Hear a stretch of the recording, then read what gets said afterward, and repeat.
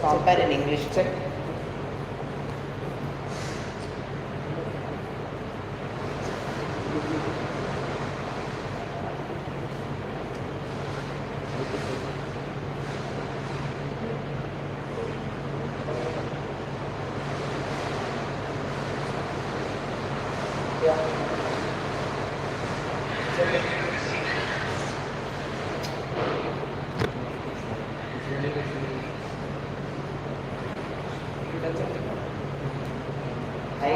I compare. Just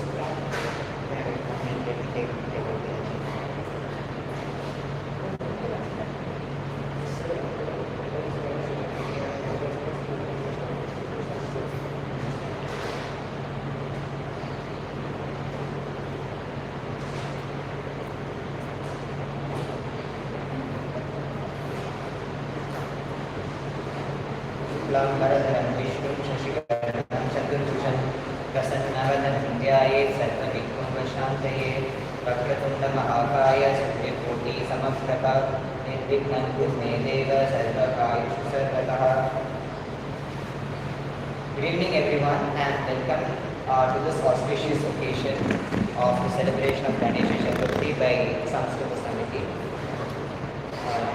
So on this day we shall be looking at some stories of Ganesha as it has been said in the Upanyasam and Puranas, and we'll also be looking, we shall listen to the story of the Syamantakamani to counter the ill effects of Chaturthi on this day, which again we shall look into it in much more detail.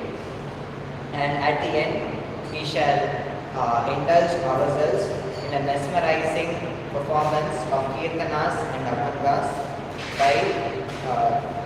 by our members. Thank you.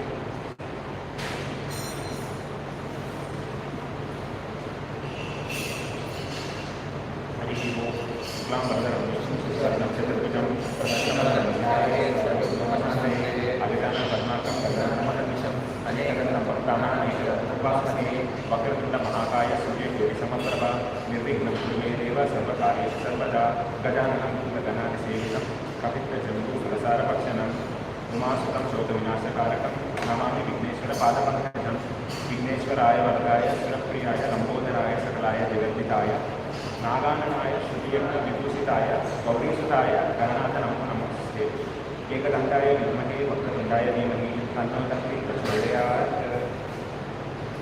Shri गणेशाय नमः.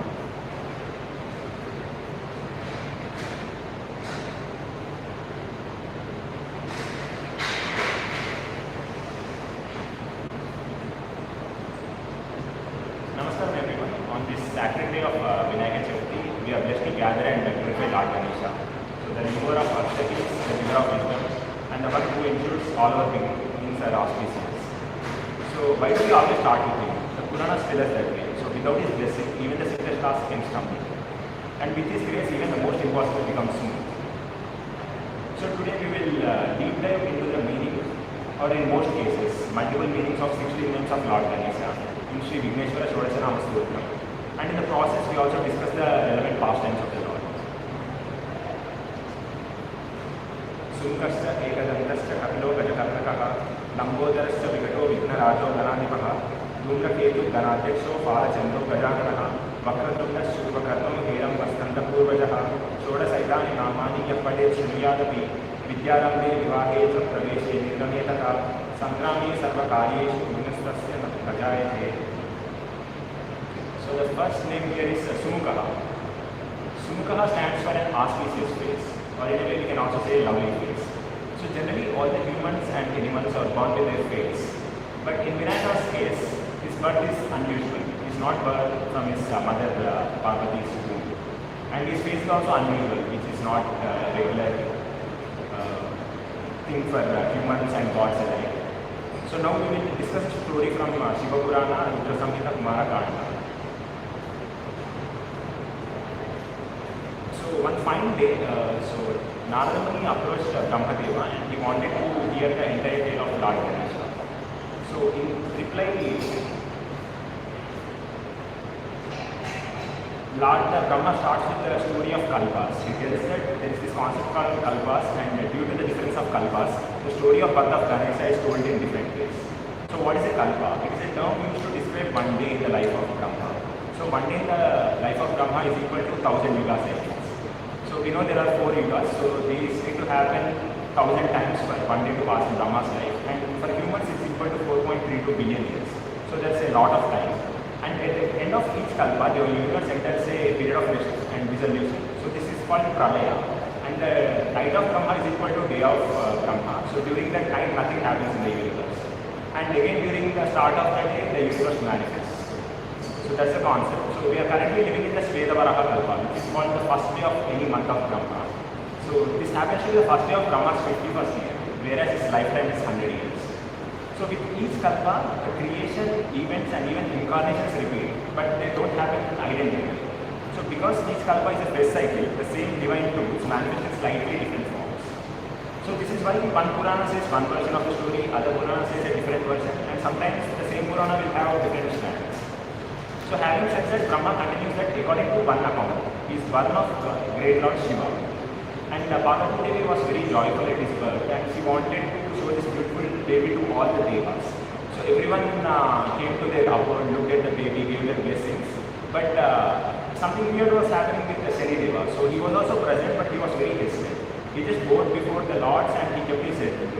Then Parvati Devi asked him like, what's wrong, why don't you look at the face of my beautiful child? So then Shani explained, mother, because of a curse that I possess, anywhere I glance results in destruction. So I don't want to look at your baby. So that's not auspicious. That's why for the good of your son, I dare not look at it. Then Parvati Mata, who is full in maternal pride at that moment, tells nothing will happen, just have a look at the baby. Then out of the corner of his eye, Shanideva looks at the baby, and suddenly Ganesha's head was severed and burned to ashes. So which no one was expecting. Then Parvati Devi at this moment fell unconscious and she was wailing in grief. So to console her, Narada and Vishnudeva intervened.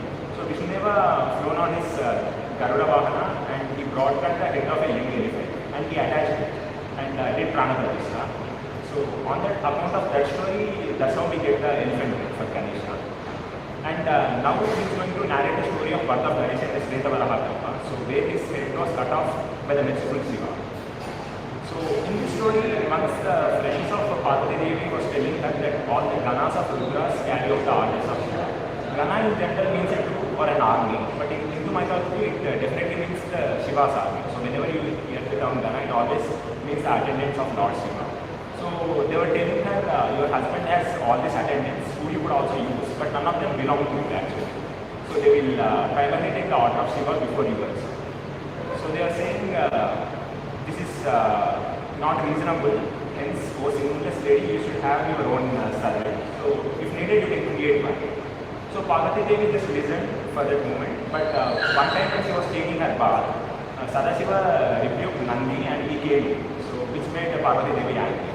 So that was the moment she realized that she needed her personal attendant. So out of the dirt of her body, she created one young boy and did Prana Pratishtha. And at the time, Vinayaka was Nara Vinayaka, the normal human like that. And then she was telling him, you are my son, you are my own now, I have no one else to call my own except for you. Then Ganesha bowed down before her and asked for her order. Then she told, without my permission, you shouldn't let anyone into my apartment, anyone. So then he bowed back to her and he went out of the apartment trying to guard the door. So that's when Sadashiva enters the apartment. He tries to enter the apartment and he sees this little boy there. And without knowing that he is Lord Shiva, he says, oh sir, without my mother's permission, you will not enter the apartment. Then Shiva said, oh foolish fellow, who are you forbidding from entering? I am Sadashiva. Then Ganesha hits him in there because he didn't like the reply. Then Shiva gets angry and says, you are actually a fool. You don't know that I am Shiva and the husband of... he doesn't know at this point that he is Parvati's son. So I am the husband of whoever you are trying to attend to. And I am the owner of this place. How can you not let me in the house? Then Ganesha got angry and he hits him again. So at this point Shiva just goes back and he sends his attendants in, his own ganas, to find out who that boy actually is. So that's when the ganas enter the scene. And they will ask, who are you, from where did you come, what are you doing here? So then Ganesha says, oh handsome fellows, who are you? Like, tell me about you first and go away, why have you come here? And why do you stand in opposition to me? Then Ganesha says, listen, we are excellent Ganas of Shiva, we are his doorkeepers, we have come here just to throw you out of the building on Shiva's altar. So even though warned like this, Ganesha stood his ground very fearless, so he did not give his post. So at this point, the Ganas didn't know what to do, so they went back to Shiva for his instruction. Because Shiva initially just wanted to know who he is, so he sent his Ganas. So they took his news there, but then Shiva got angry. He's like, who is this fellow? He's just standing there as though he's our enemy. And then he got angry on the Ganas to like, why are you just standing there helplessly and complaining to me? Let this new doorkeeper be thrown out. So at this stage, the Ganas go back. So this happens quite a bit in the story. They go to and fro, and the escalation doesn't happen immediately. So now we'll be looking at the detailed conversation. So they come in and they say, we are the duly appointed doorkeepers. You will roar only as long as you do not feel the brunt of your attack. So we are warning you. And you will fall by feeding the same attack. Then Ganesha becomes furious. He takes the staff in his hand and then he starts striking all the Ganas who were there. No, but the Ganas couldn't hit him because he looks like a very small boy and they didn't raise their arms up on him until this point. So he further tells him, you just go away or shall I give you a foretaste of my fierce valor? At this point, Ganas are contemplating among themselves, like what shall we do, like bounds of decency are observed by us, that's why we are unable to do anything. So they go back to Lord Shiva to take this news to them. And when they go back, Shiva ridicules them again, like they are useless. So, and they get riled up and they go back again to hit him in this case. So now they ask him like, why do you speak so arrogantly, you should just go away from here before we take any action. So while all of this is happening, Parvati Mata was inside the apartment and she heard all this noise. So she sent a couple of her friends to see what's happening. So they went and saw what's happening. So they came back and they said the heroic nature of Vinayaka to them, like how he's just standing his ground, not giving the way. So then Parvati Mata was impressed. So and she said, okay, our Gana is doing very well. So encourage him. So these two friends of Parvati Devi go back and say, oh gentle sir, very well done. Let them not enter forcibly. And who are these Ganas before you can win a person against you? That gave a huge confidence boost to Ganesha. So after that he became highly delighted and he was saying, I am the son of Parvati, you are the Ganas of Shiva, both of us are equal. Now I have to carry out the orders of Parvati forcibly, now you please leave this place. You shall not enter forcibly or humbly. That was his, it was like final warning by Ganesha before he starts attacking them. So then the Ganas go back to Shiva again, as usual. So then Shiva also kept thinking, okay, battle may not be proper towards them because he said he's also an attendant of Parvati, just like how you are attendants of me. You are all my own, he is Parvati's Gana, but if you are going to be humble, there is likely a rumor that Shiva is subservient to his wife, which we don't want. We don't want this rumor to go all around the world and all the Devalokas. So, and how can a woman be so adorable, especially with her husband? And then he decided this war has to be fought at all costs, no matter the outcome. So, on seeing the excellent Ganas fully equipped for the war, then Ganesha spoke to them. So, then he says, I am only a boy and that be a mere boy, carrying out the dances of Parvati. So, the goddess is trying to see the strength of her son, and let's Shiva see the strength of his Ganas. And then the battle will start. Initially, Nandi comes and pulls one leg of Ganesha. Then Brimvin comes and he pulls another, and before they could do something, he hits both of them with his iron club, and two of them flew in different directions. And there are hundreds and thousands of more Ganas and they charge towards him. But they are unable to do everything, they are just flying off with the force of Ganesha's wings, which they didn't see coming in the first place at all. So at that moment a nice description was given in this Purana. He was seen as an annihilator of all in the banner of Yama, a terrible god of death at the end of Kalpa. That's how the Ganas saw him. At this point, Narada was observing this all. Narada was asking Lord Brahma all the story, but he was there in some aspects of like when the story was happening. Then he went and persuaded lords like Vishnu and Indra to come there to Shiva's aid, because Shiva doesn't take the action until it's absolutely necessary. So those demigods came here and they said, oh Lord, be pleased to command us. Then Shiva gave them the order to proceed succeeded and tried to kill Ganesha. This is the first outright order Shiva gave. So at this point, they sent Brahma first as a mediator. So Shiva told Brahma, like, oh, Brahma, listen, a boy standing at the entrance, he is very strong. So he prevents me from entering the house. You should do everything to bring him under the control. So first you alone go there and mediate the situation. So once Brahma goes there and even before he starts speaking, just Ganesha being the boy, he plucks his mustache and beard. And obviously Brahma doesn't like it. He says, forgive me, I have not come for fighting. And I am a Brahmana and I shall be blessed. I have to come here to make peace. But Ganesha would have none of it. He took his iron club again and at this moment Brahma just fled. He doesn't want the fight.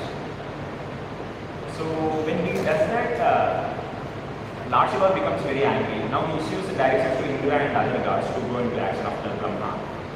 And in the meantime, Goddess, who is the mother of the universe, saw what is happening and she wants to assist Lord Ganesha.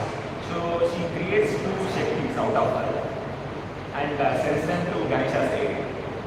So one Shakti assumed a very fierce form and she stood there opening her mouth, like trying to consume anyone who comes in her way. And the other assumed the form of light and like she bore many arms. So Ganesha, with the help of these two, hurled the gods in every direction they could. It is said that the gods were running away in 10 directions, including all the demigods. So at this point, so Narada tells Shiva, so by indulging in a great sport, the arrogance of Ganas has been taken away and also the impudence of all the gods has also been removed. I think this is a sport by this is what Narada Muni was telling Lord Shiva. But he was also telling, please do not treat him leisurely and kill him in your play now, like wherever you can, don't show mercy on him. So this is when Lord Shiva enters the action and Lord Vishnu is also there just beside him. So Ganesha hits all the chief gods with his staff, like he hit Vishnu also all of a sudden and the hero has been stunned, like in this case Vishnu has been stunned by the strength of Ganesha. So at this moment the two Shaktis who were separate forms, they gave all their power to Ganesha and they dissolved into him. So now a 1v1 is going on between Ganesha and Vishnu. So basically, so Ganesha with the more strength that he recently got hurled the iron club towards Vishnu. And Vishnu dodged the attack. And at this moment Shiva took the trident, but the story didn't end here. So Ganesha observed this and he struck him in his hand, the iron club that he is having. So the trident fell out of Shiva's hand. And then he took up his bow, Vinayaka. With that he starts fighting along with Vishnu against Ganesha. So Ganesha then struck all the gods and none of them remained in battle except for Vishnu and Shiva. Then Vishnu tells Shiva that he is very blessed, we can't attack him directly, we somehow need to divert him and then sabotage him in a way. So then Vishnu took up his discus and split the iron club. So that happened, then Ganesha got a piece of iron club and even that was enough for him to charge against him. And for a long time this battle was going on. And suddenly son of Parvati took up his staff and struck Vishnu with it in between. So when he was looking that way, Shiva finally sees this opportunity to kiss trident and cut off his head. So it actually took a big battle for this to happen, not like the short stories where Shiva comes and directly takes up Ganesha's head. So Ganesha held his own against the entire army of Devas for a long time. And only then he was defeated by trickery, not face to face.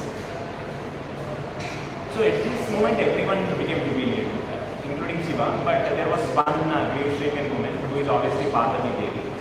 So she came out very furious and she was wondering, okay, what shall I do now? This great misery has befallen me. My son has been killed by all these gods and I destroy them all or create a demons. So by lamenting this, she created thousands of Shaktis who happened to go in every direction and they didn't even care whether they are Rakshasas or gods. They tried to eat everyone, they tried to destroy everyone. So while this is happening, all the main gods who are the Vishnu, Brahma and Shiva got together along with Narada Muni and they were discussing, okay, what needs to be done, this can't go on. So this is not time for Pralaya, but it's about to happen, it seems like. So somehow we need to make Parvati Devi peaceful so that she retracts her attack.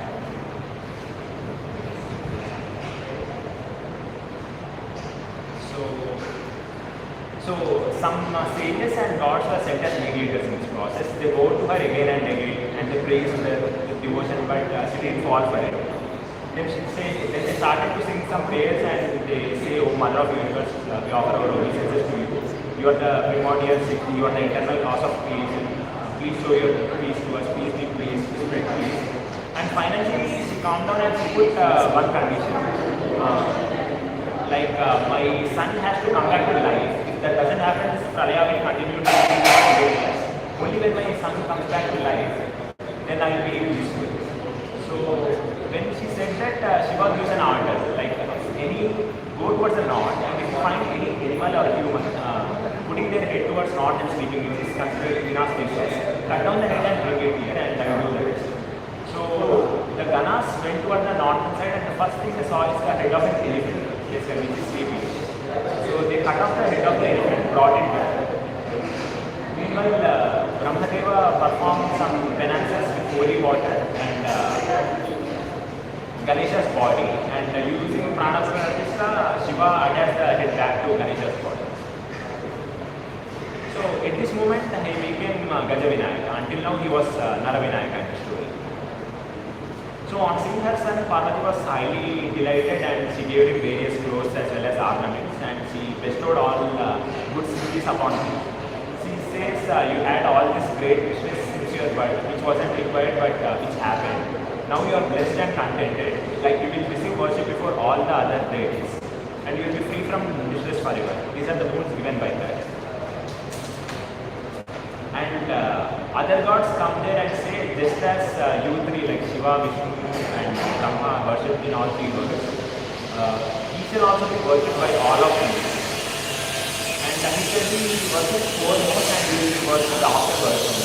He is not worshipped, we two are not worshipped. That's the final conclusion. At this point, Parvati Mata will be very happy. And in order to clarify Parvati Mata further, Ganesha was proclaimed to be the presiding officer of all the devas. So then Ganesha was granted another boon by Shiva. This day he was born in the first Dahana of Kriti, in the dark half of the Bhadraman. So spiritual form manifested itself from Gurmite of Parvati. Your brothers will be performed on 50 weeks itself. So that's why we celebrate Chaturthi. We get all the good things. And he also gave instructions on how to prepare the idols, like it should be made out of metal, coral or steel.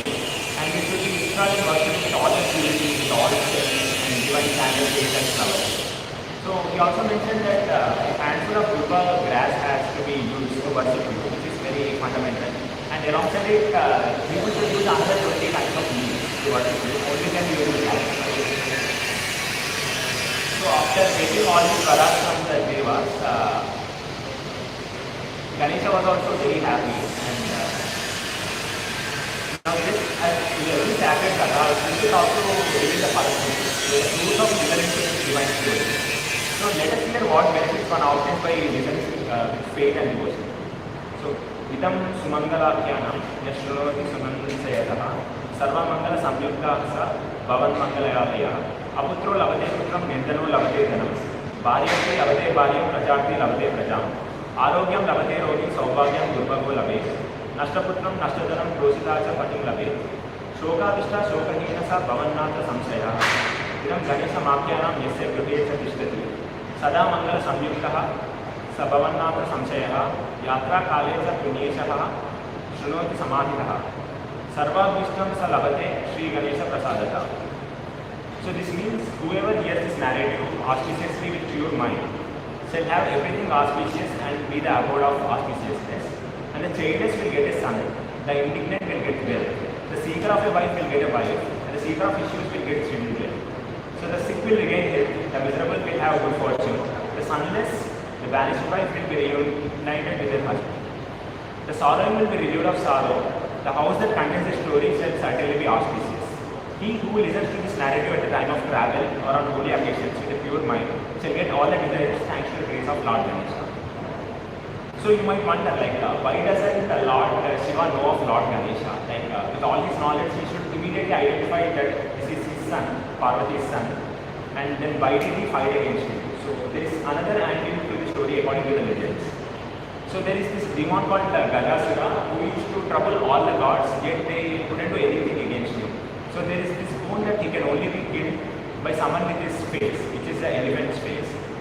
So Shiva's idea then was Ganesha is literally Shakti Swarup. Like if such a boy has an elephant's head, Ganesha Samharam would be trivial. So that was his plan all along.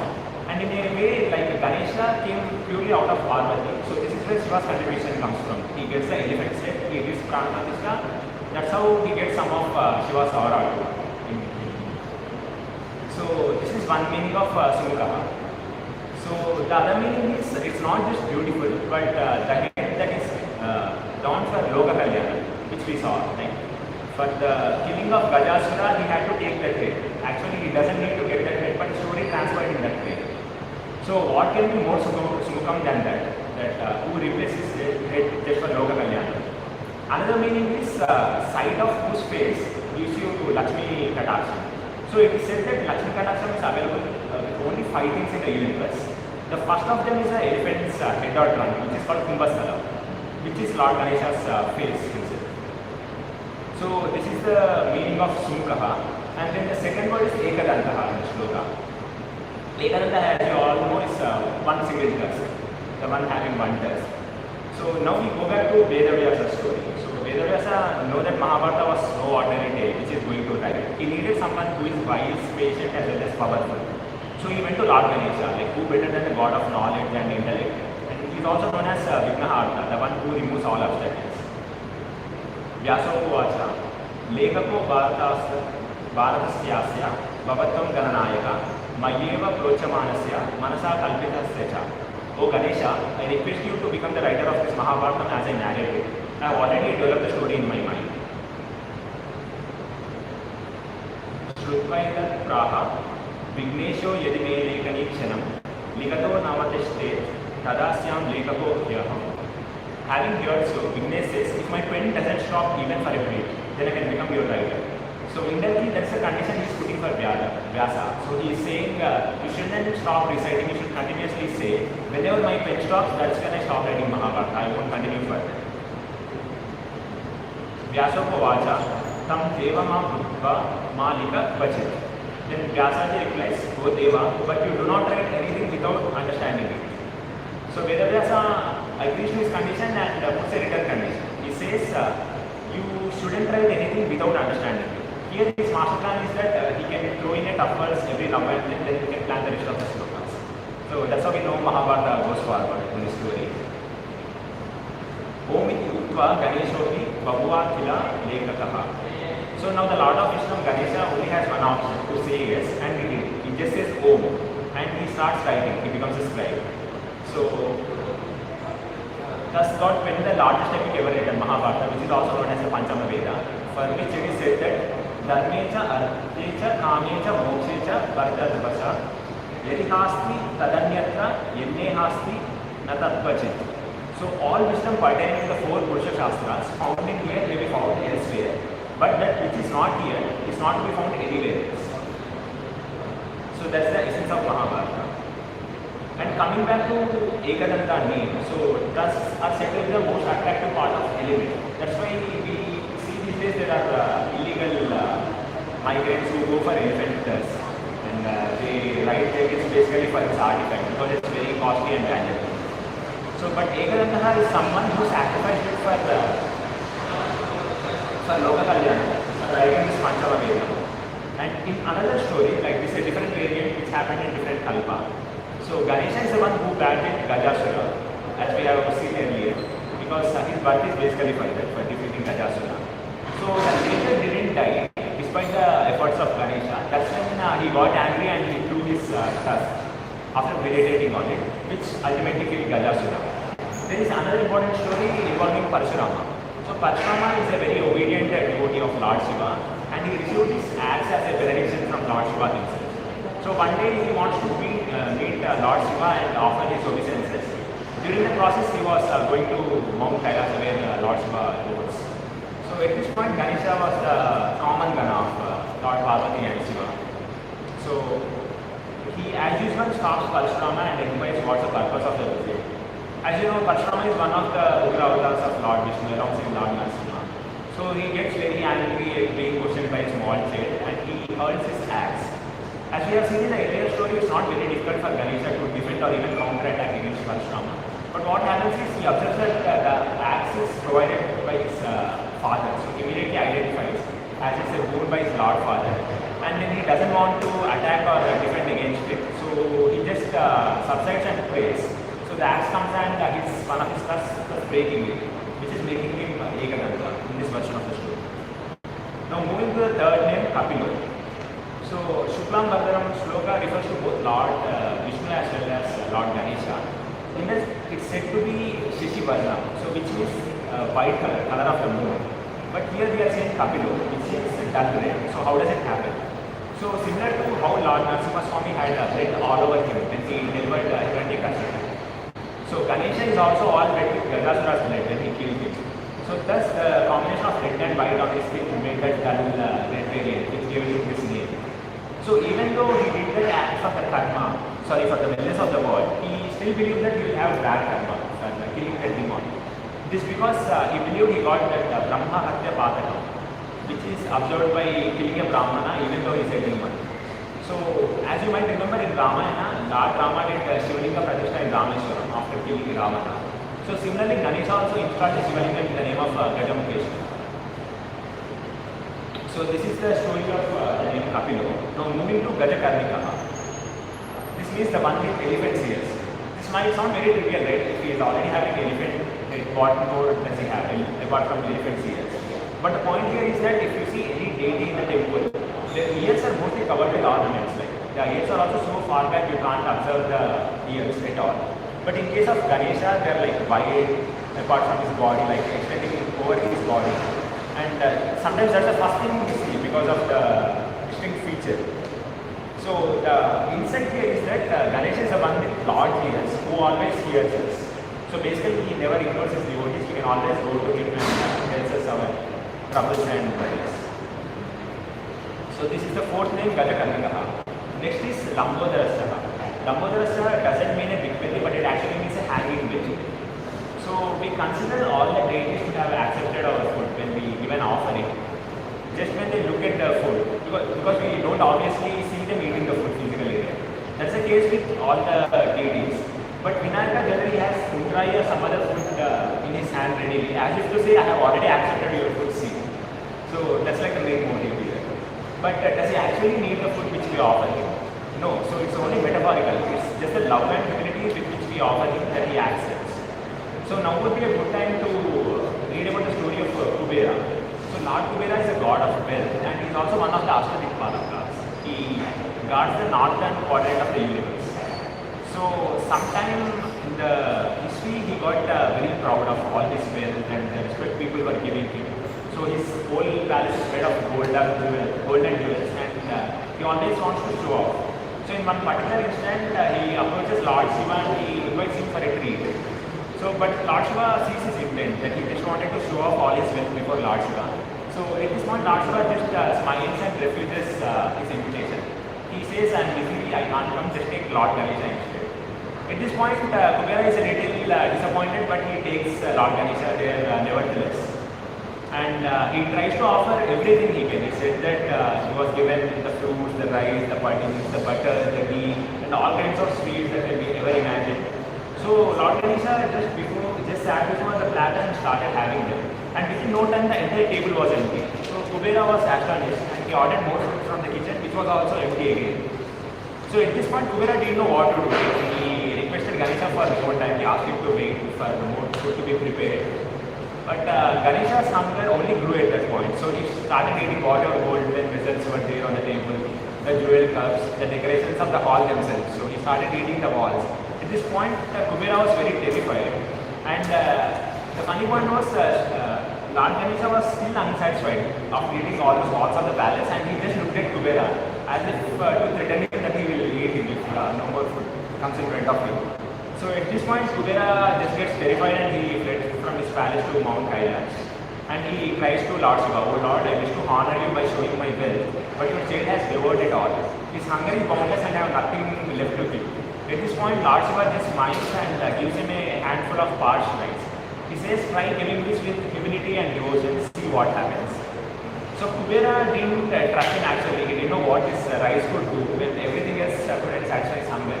Nevertheless, he went back and offered it with humility as Lord Shiva suggested. But surprising to him, Ganesha had it and he seemed to be fully satisfied. So that's when Kubera understood that humility and simplicity are important. Bhakti should be there. Showing off and the pride in wealth is nothing but emptiness. So this is the backstory for the name Lambodharishya.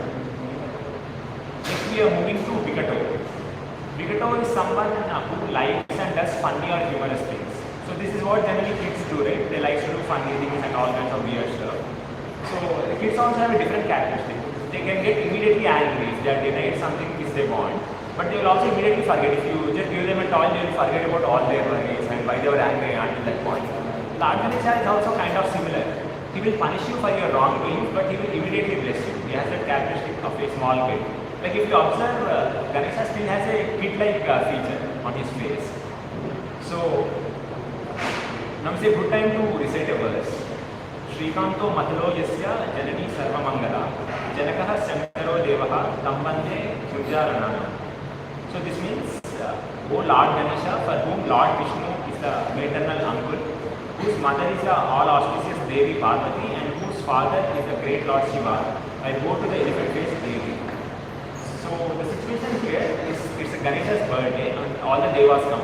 And obviously his maternal uncle and aunt, who are none other than Lord Vishnu and Lakshmi Devi themselves come. So Vishnu puts his Sudarshan Chakra aside and starts playing with Lord Ganesha. So he gives him all kinds of gifts. He manages whatever Ganesha asks at the beginning. So they are playing well. But at that time, Lord Ganesha his eyes fell on the Sudarshan Chakra that is aside. So before Lord Vishnu notices, he just grabs it and swallows it.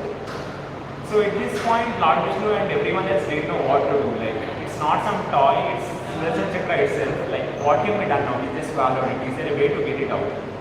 So at this point, the task falls on Lord Vishnu to get this back out.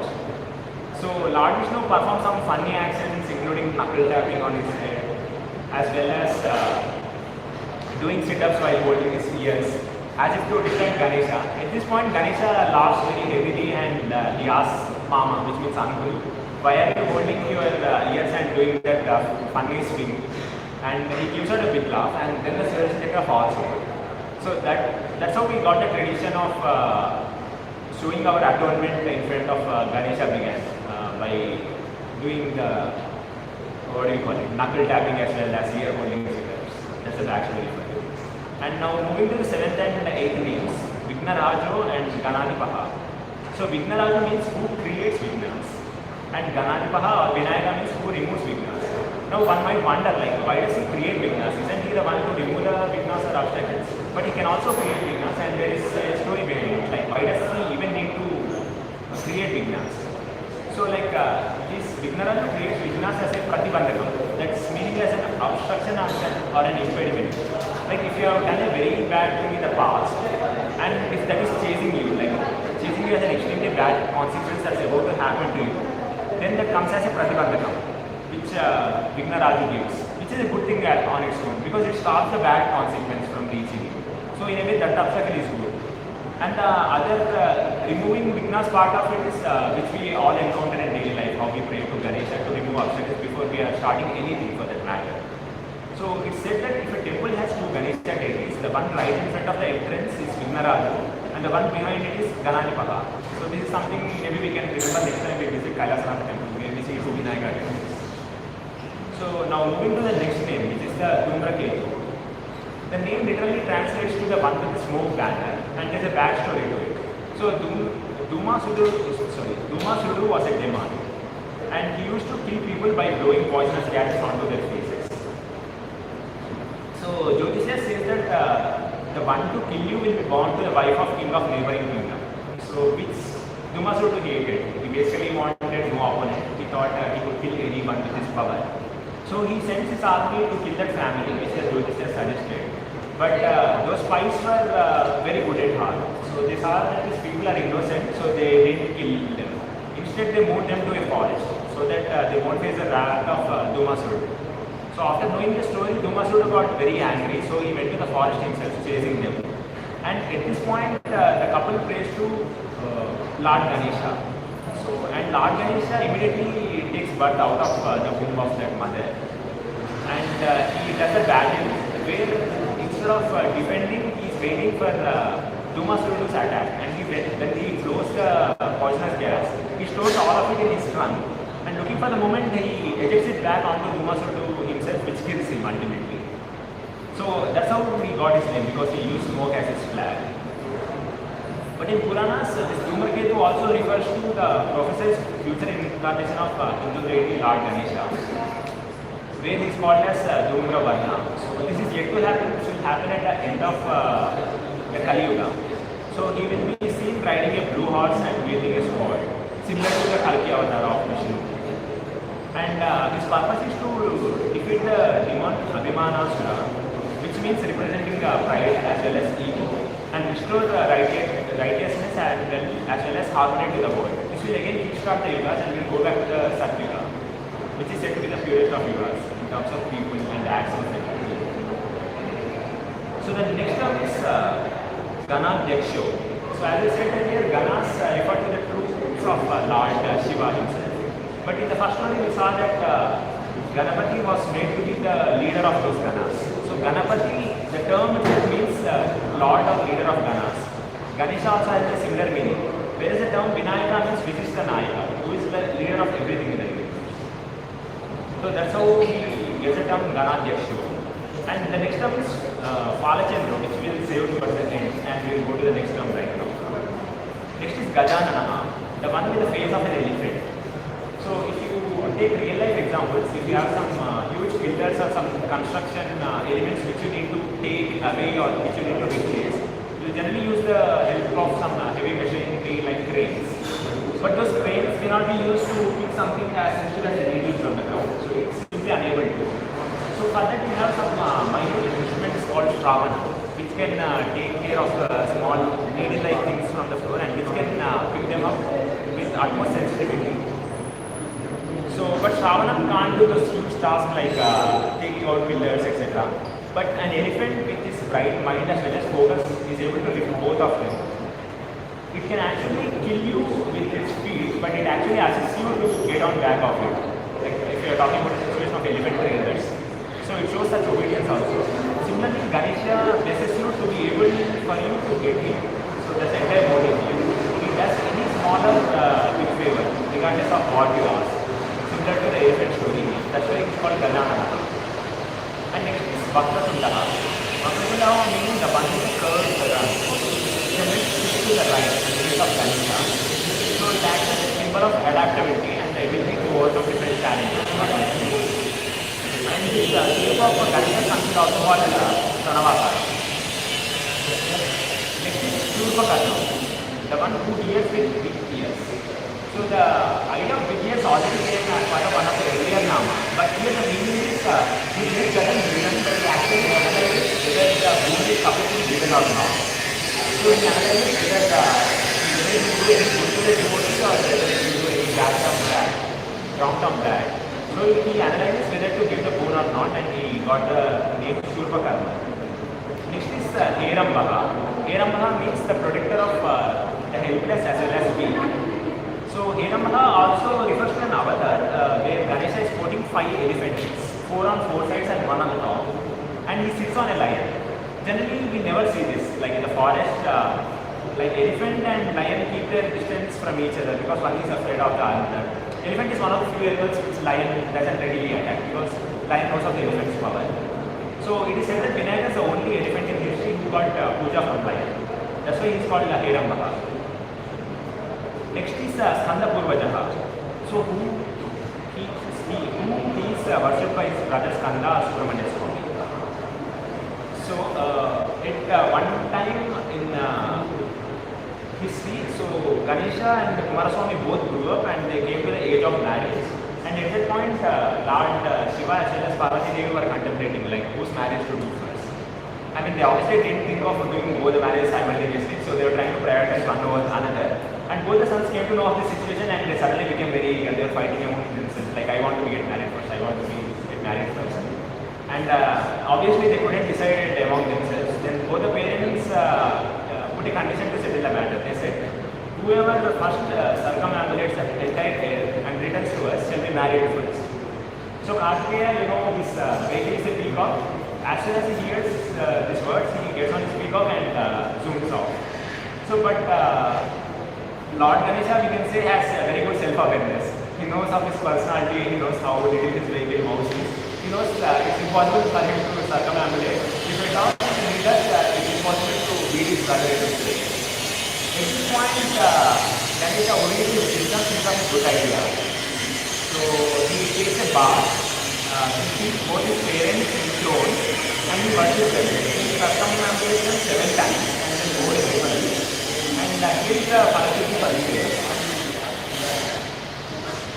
So Ganesha Uvasha, Bhavato Pujanam Krutva Shiva Shankara Yoraham Swaputyahi Samudraanta Pratikrita Parikramaha Ityevam Vachanam Devi Shastreva Dharma Sanchaye Vardate Kicha Tadatyam Nahikim Tadyameva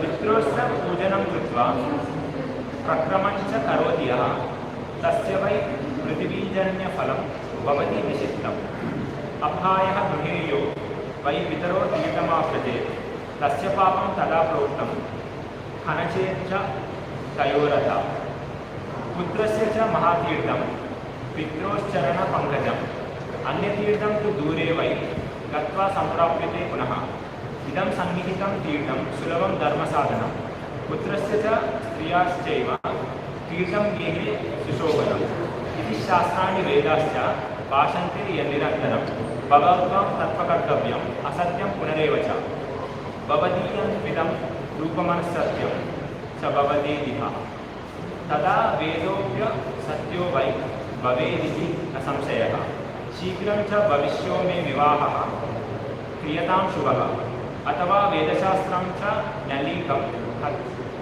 Katyatamiti Dvayo Shreshtatamam Madhye Yasyasa Magvichartat Kartavyam Cha Prayatnena Pitaro Dharma Rupino. So this directly translates to, by worshipping you, Parvati and Shiva, I have intelligently circumambulated the earth, extending to the oceans. Is it not the verdict of the Vedas or Shastras or any other sacred code? Is it true or otherwise? He who worships his parents and circumambulates them will certainly derive the fruit and merit of circumambulating the earth. So he who leaves his parents at home and goes on a pilgrimage incurs the sin of their murder. So the holy center of his son consists of the lotus feet of his parents. The only holy center can be reached only after going a long distance. This holy center is near at hand, easily accessible and a means of virtue. For a son and wife, the auspicious holy center is in the house itself. So these things are mentioned frequently in the Shastras and Vedas. Now what they are going to be falsified for you? If so, your very forms will come false. Even the Vedas will become false. There is no doubt about it.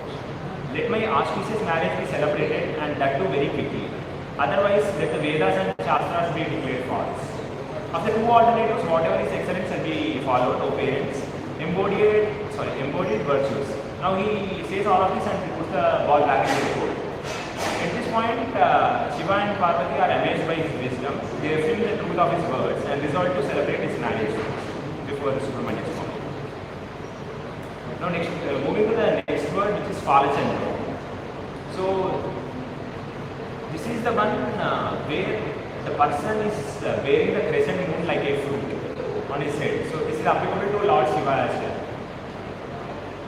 So the story goes that on his birthday, Lord Ganesha has a very heavy feast in the afternoon, and every evening he has this habit of going and worshipping his parents, going to their abode. So at that moment when he had a heavy meal and when he was struggling to walk, Lord Moon, who is situated on the head of Lord Shiva, starts laughing at the plight of Ganesha, and he asks him, like, you are with this form of elephant head and you are so funny and ugly. So that's his statement. So Ganesha initially ignores it because he knows better than to indulge in fights. But Moon keeps fixating on the same point, at which point the patience goes out of Ganesha's head himself also. So he becomes very angry and hurts Moon. He says that those who will see Moon will always be sinners. They'll get obstacles all their life. This word of mine shall not undergo faults. So that's his curse. At this moment, Moon God completely became powerless And creation is also affected because moon is also required along with sun. So the creation is affected negatively due to the moon element being powerless. All the gods and moon god also pray to Lord Ganesha at this instant. And after various austerities are performed, then Lord Ganesha appears before them and tells gods to ask for a boon. Yadi prasanna bhavena varadosi gajanana tada chandra sunodosam kurunata namostute satanuvacha sarvatma patya santoshita prabhu pada shukla chaturthyam vaina drishtavya sudakaraha hasyam kritam madiyam vai tadine tena devapaha doshayukto vidustasmanna anyatha me vacho bhavet. If you are pleased with us, O Lord Gajanana, give us a boon that moon should be freed from the defect of your curse. So we pray to you, Lord, becoming pleased with their devotion, the Lord who is self of all scope. So do not see the moon on this particular day where he insulted me. So this is going to be a Bhadra Shukla Chaturthi, which is the fortnight of Bhadraman. So the moon had laughed at me, so I gave this curse, I can't take it back. So this is a common thing, like whether the gods have given a boon or curse, they can't take it back. So this is the reason why we see a lot of gods falling in trouble, because they initially give a boon to a lot of demons, admiring their finance, but later they have to undergo trouble. So, but at that point there is nothing to be done. They have to think of some trick of how to go past this boon and kill the demons. So that's how Lord Ganesha confirmed that this curse will be applicable only on that day and not otherwise.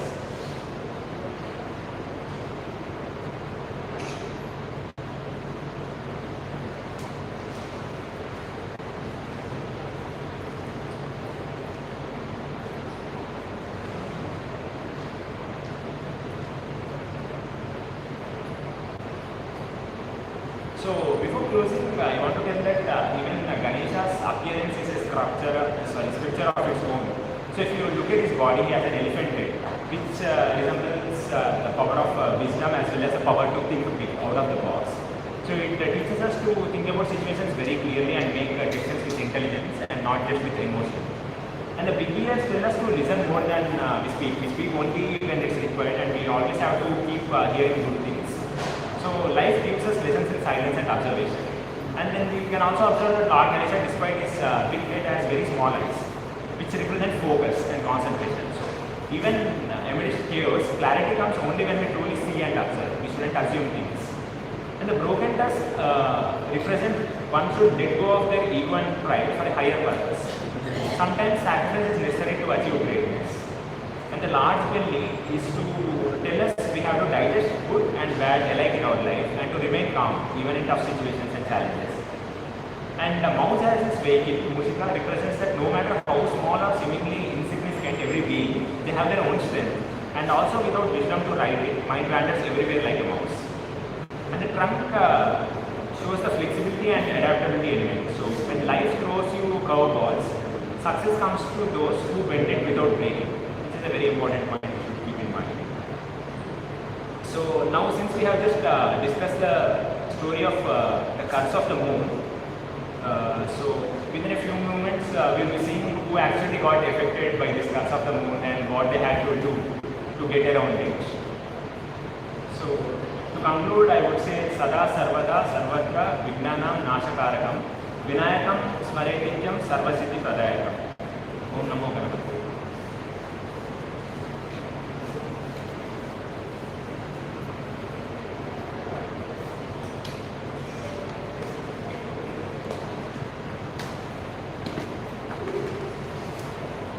धन्यवादः साई विनीत। एतद् गणेशोत्पत्ति प्रवचनं बहु आध्यात्मिकं रमणीयं च आसीत्। इदानीं वयं सर्वे चन्द्रपापविमोचनार्थं शमन्तकोपाख्यानं श्रोष्यामः। अहम् अक्षयचतुर्वेदी महोदयं प्रवचनार्थम् आमन्त्रयामि। धन्यवाद महोदय। Thank you, Sai Vinit. This discourse on the pastimes of Lord Ganesha was very divine and beautiful. Let us now listen to the prayer of Syamantakamani for Vimochana. Hence, I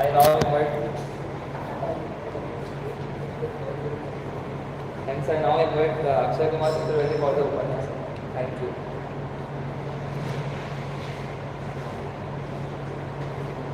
महागणाधिपतये नमः।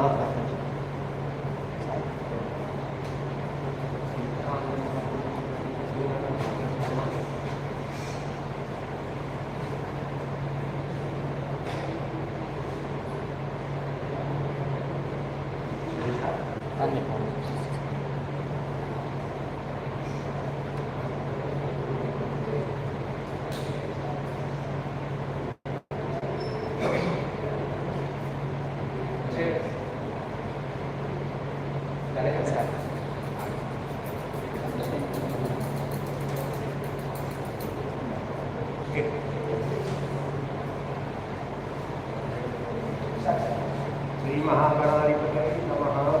श्री लक्ष्मीनारायणाभ्यां नमः। श्री राधाकृष्णाभ्यां नमः।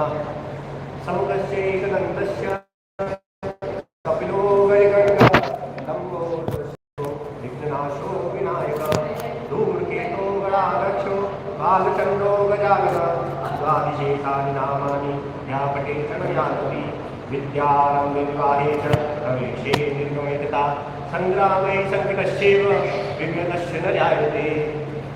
शुक्लांबरधरं विष्णुं शशिवर्णं चतुर्भुजं प्रसन्नवदनं ध्यायेत् सर्वविघ्नोपशान्तये।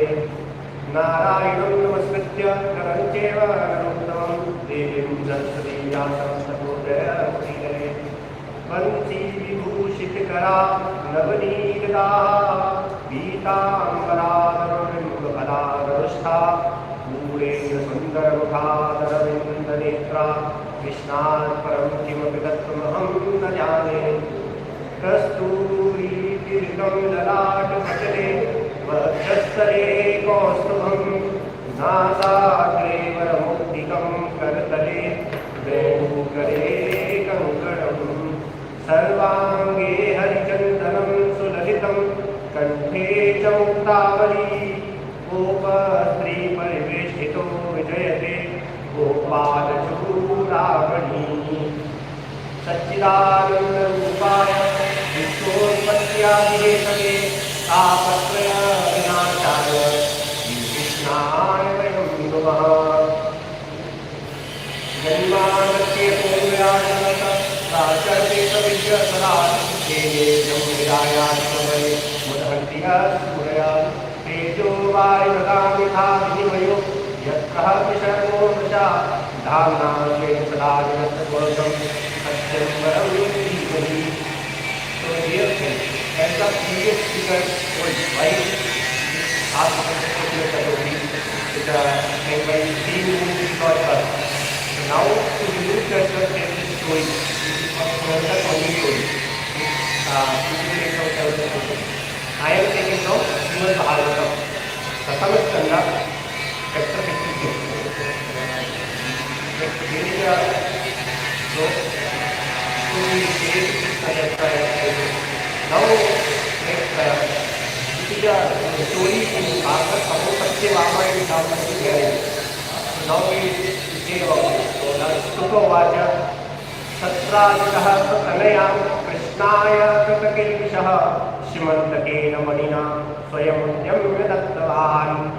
So Sukhovacha, O King Parikshit. So one time Satyajit falsely accuses Krishna for what? For taking the money, Syamantakamani. So to avoid that suspicion, Krishna went and find that money. After that, Satyajit married his daughter to Krishna. So then Raja Parikshit asked, what Rajuvacha, what he Satyajitah kim karo dhamman kim karo what he did. Krishnasya kilvisham vai Syamantakah katasyasya kasmatata sutahare. So Parikshit asked, why does Satyajit accuse Krishna? What happened? Who is Satyajit? So in the Dwarika, we all know that after defeating Vinayaka and Jaravana, Krishna went to Dwarika. In Dwarika, he is living. There is a person named Satyajit. He is a worshipper of sun. So Sukhovacha, Asi Satyajitah Suryo Bhaktasya Paramah Sakha Pritas Tasmai Manimrada Surya Surya Krishna Syamantakamani. So what does it mean? Like Krishna, Satrajit worship Surya, sun, and sun considered him as a friend, Mitra. So and he gave a money named as Syamantakamani. What is that? What is the power of that money? It gives 8 loads of gold per day, and wherever it resides, there is no poverty, there is no nothing will bad happen in that area. So that is the power. So one time what happened that Satra went to Dwarika. So by taking that money, by wearing that money in his neck. So why? Satam vibrahmani kanthe rajamano yathari kavishto dwarkam rajaste sarnopalakshita. That means he wears that money and moving in Dwarka, people think that sun is coming himself. So to Dwarka, people think that sun is coming. So what they went to Krishna and say that somebody, you see, oh Govind, oh Narayan, say Narayan namastestu Sankha Chakra Gadadhara Damodara Vindaksha Govinda Yadunandana. Hey Damodara, hey Yadunandana, hey Narayan. You see, by looking at you, for your glory, sun is himself is coming to the sun. Krishna laughed. Krishna said, no. He is Satrajit. By taking money, he is looking like sun. Okay, let him come. So then, Nisamya Balvachane Prahasyam Bujalochana Praha Nasora Videva Satrajim Maninjvalam Satrajita Swagraham Srimad Kratakotumuk Mangalam Pravishya Deva Satane Mani Viprenya Varshveshayat. So what does it do? Krishna, he went to his where the king resides. So Krishna, in making fun way, said what will you do for this money? You have only 4 or 5 people in your home. Like Satrajit, Prasen with his brother, his daughter Satyabhama, and few more. What you will do? You take the money, just give me the gold, which I can use for people of the. He just simply in a funny way he said. It does not mean to take that money. But still, Satrajit will no, I cannot take. And he took that money and he went to his home. So then he stabilized a temple for that money, where everybody came and worshipped that money and something. So one day what happened is he has a brother Prasenan. So that guy what he did?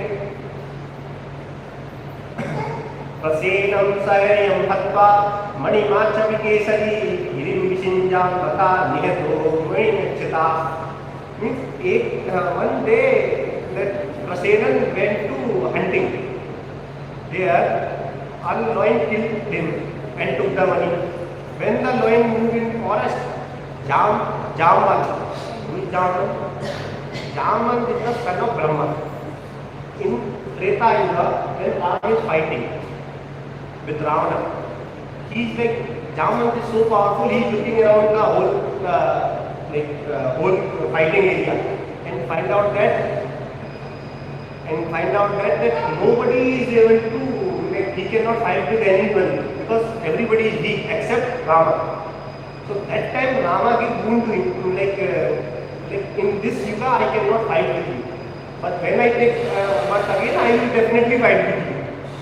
So that boon he gave that time.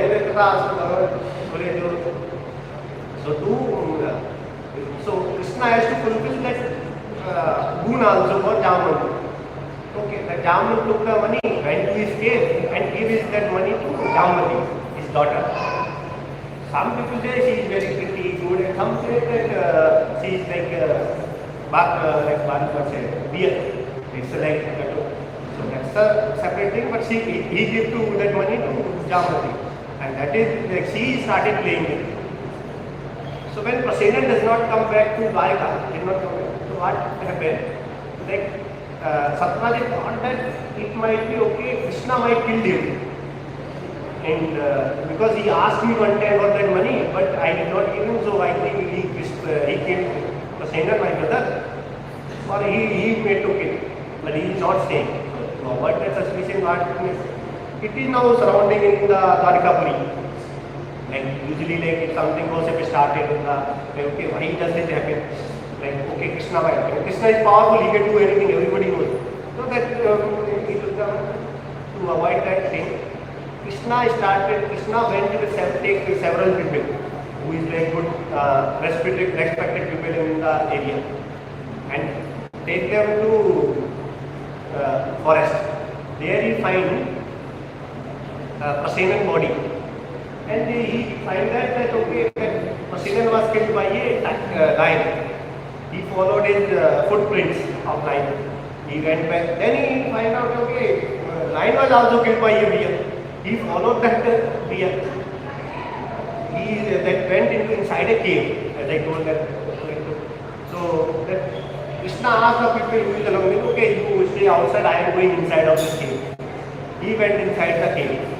There we see Jambati playing with that money. By looking at Krishna, she became fear and she started, who is coming in? What? She started talking. Okay. Then that sound heard by Jambat said, who come to my cave? Who want to die instantly? He came and he started fighting with Krishna. So few days he started fighting with weapons.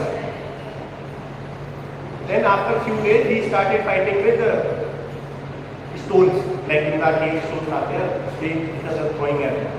After few days, they started by their hands or legs. So that the overall 28 days, they are fighting.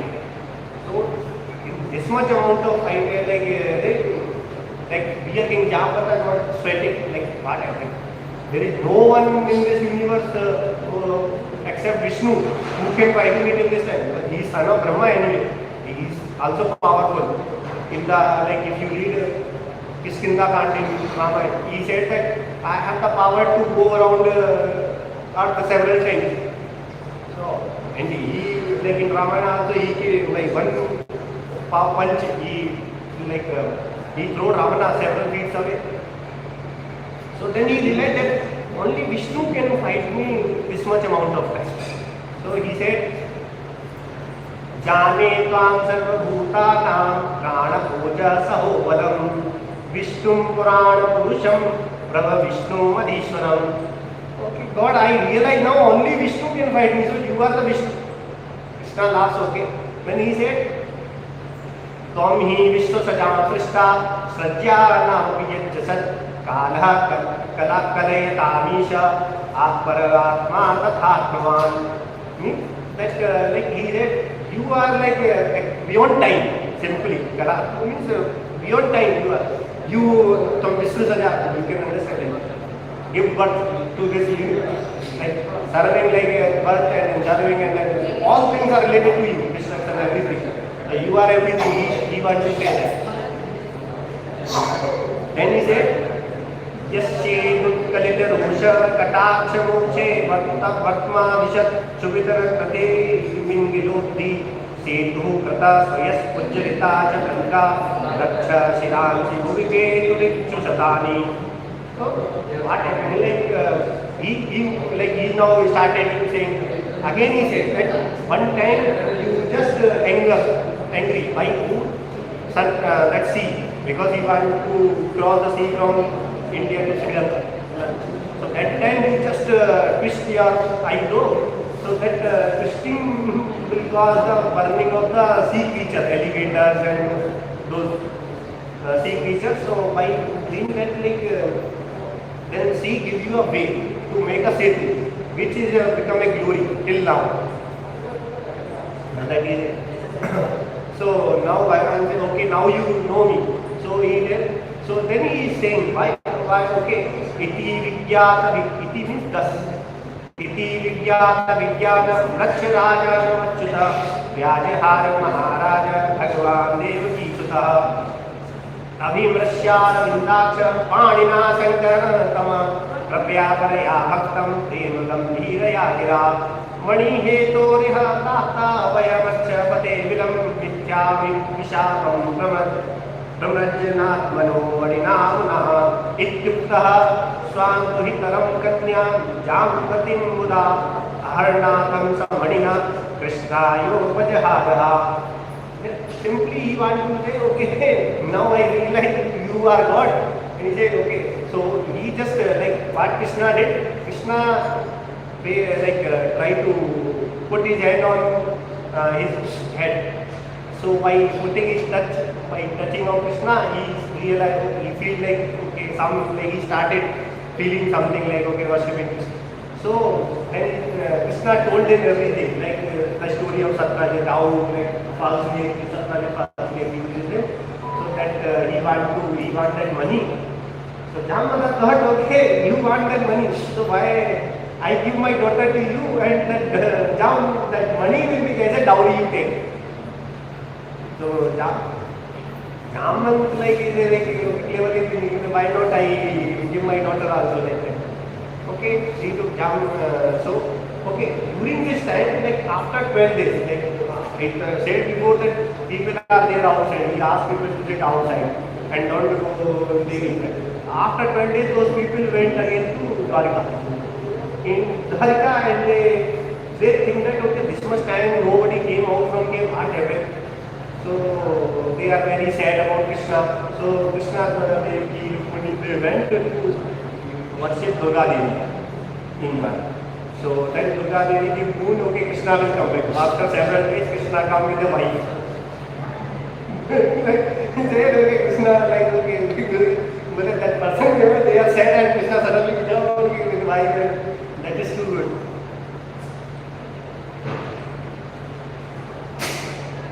Okay, now Satyajit knows, okay, that Krishna did not steal the money. Krishna gave back the money, and then Satyajit was like thinking, he is going to why I accuse this him. He also fear of Krishna. Everybody, he is powerful, he so many times he killed us. So like Satyajit, I accuse him, what should I do? He married Satya. He thought that. He married, and then he tried to give again that money as a dowry. That again that money. But Krishna said, no, I don't want that money. Once I asked you, but you did not listen to me, now I don't want. Okay, then he married Satyabhama and is staying in his palace.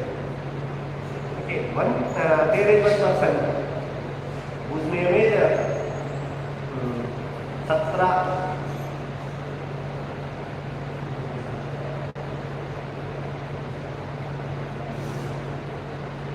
Satyabhama is one fiancé.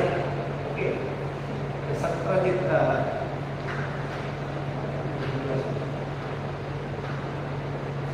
So that that person like goes and Akur and Kapsen is his friend. So his friend he went to Satyajit and killed him because Akura and Satyabhama said to him, now because he wanted to marry Satyabhama because of that money. He thought that if I marry Satyabhama, I will get rich and powerful. So to avoid that suspicion, what he said, okay, why don't you take their money? He go and kill Satyajit and during his sleep. That time Krishna went to Hastinapur. Okay, that time Krishna went to Hastinapur. So Satyabhama, when he was to know that his father got killed, she went to again Krishna and told everything. Krishna started falsely crying. Okay, why, oh my dear father, you died, something like that. So that time Krishna take like okay, what to do?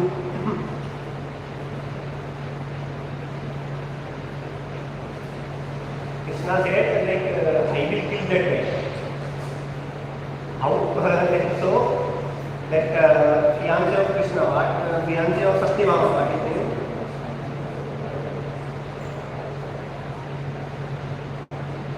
Satyanva. So Satyanva went to Janakpur, like Janakpur and Krishna, he started running. Okay, he started running, then Krishna went behind him and killed him. but he did not find that money on him. So to avoid that,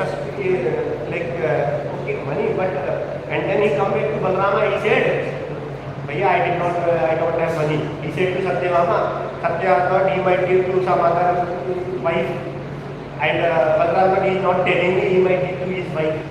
So everybody is thinking, got suspicious. Okay, Krishna did not give money to us. Okay, nobody believes him. This, like at least 1 year, this will take. They want. So during that time, what Satyadeva before went to running, he went to Abhanga and Kritavarma. So Kritavarma, he said to Kritavarma that Krishna take your oath to kill me. What should I do? You help me. You only said to kill him. Kritavarma said, I cannot help you. He is God. Same he went to Abhanga. Abhanga said, no, I cannot do anything.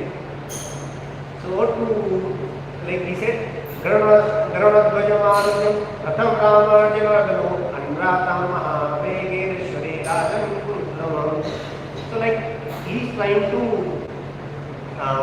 so Apura and Kritavarma clearly denied, okay, we don't have. So Krishna, like said on Granadvajan, you all know, and went to get him and this story. So during that time, what he gave that money to Apura, left on Apura. Apura take that money and went to again somewhere. He is sitting and he is doing dharma karma. Apura is very good person. Like in Bhagavata, it is worded like that. Apura and Apura father is a very nice person. Wherever they reside, that good thing will happen. So when Apura left Dwarika, he came after thinking, okay, Apura left, now bad thing, some bad thing will happen. And they followed that, okay, Krishna is a supreme person. No, only he is there. If he is there, what to worry? But still, they are. So now everybody is trying to search him. Where to do, what to do, how. In that time, Apura is doing some dana, yajna, havan, like when some stories are there, like every day he did Brahman bhojan. And he is giving all gold plates, golds to that. So after some time, okay, everybody knows that Krishna what to know, okay, that money is with Apura. He wrote a letter to Apura. But Apura got fear, like I cannot go back, Krishna again, he's not any. So Apura went, like he wrote a letter, Krishna wrote a letter and tried to please him, like, yeah, Apura, Chacha, he is his uncle, Chacha, said, can you please give me money? I want to prove my innocence. Then we make him return back. Then he came back here and like in Dwarika, and then Krishna started pleasing him. Chacha, please give me money. Uncle, please give me that money. I want to at least show money that everybody realizes that this money is with you. I don't have this money. So by listening again and again, Apura said, okay, my Lord, I will surrender this money to you, and showed the money to everyone that I have that money and that is story. So Krishna then he tried to give again that money to Krishna, but Krishna denied, okay, I don't want that money. You take that money. So this is the story of Satra, like this Syamantakamani. So last story like Syamantakamani Yatibhyo Atmana Vimnatyamana Tasmai Pratyarpata Prabhu. So he showed to everyone that Syamantakamani is with him, and this money was given by Satyadeva, and he is using that money. So Krishna's blame was removed. So what happened?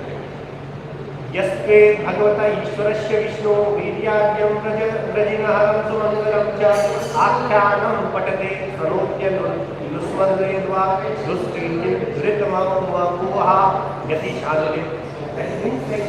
Whoever listens to this story will like remove from this stuff. Will take by Shukla Bacha, Krishna saw the moon. So everybody, and that thing told by Narada.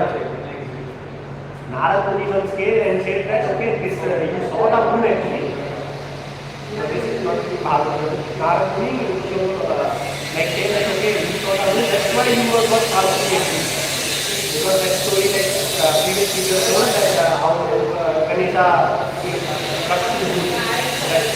Okay, to remove that actually they started passing on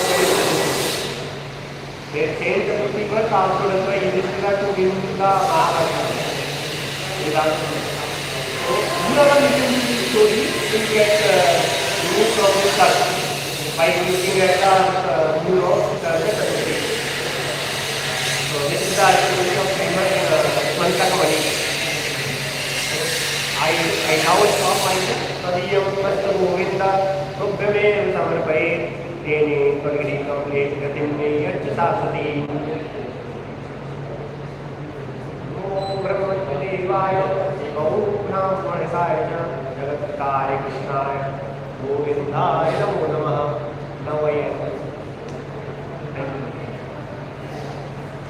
धन्यवादः अक्षय महोदय।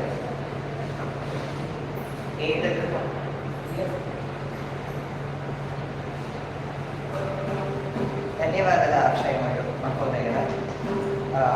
एतत् प्रवचनं बहु आध्यात्मिकं च रमणीयमासीत्। अधुना शङ्करं जयदेवमन्नवेडेकर प्रणवं भारकेशयं च अक्षयं च कीर्तनात्मकप्रदर्शनाय आमन्त्रयामि।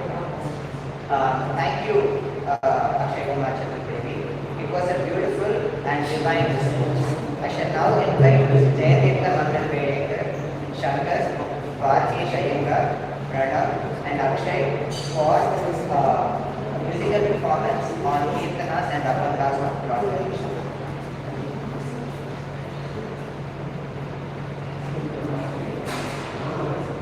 We shift the mat. No, outside there. Outside this. That's also